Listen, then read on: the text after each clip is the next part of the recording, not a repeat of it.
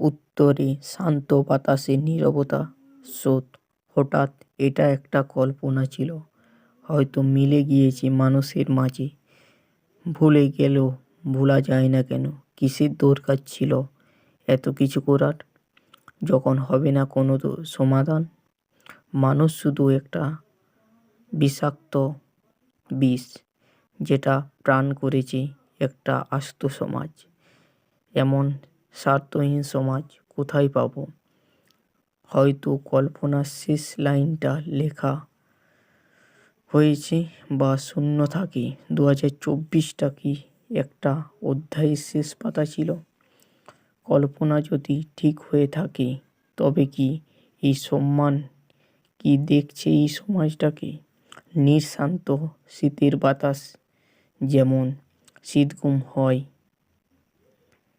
শীত ঘুমে হয় একটা সমাজ, তবে ঘুম কেমনই আসে নিষ্পাপ শিশুর মতো। উত্তরে পান শান্ত বাতাসের নীরবতার স্রোত।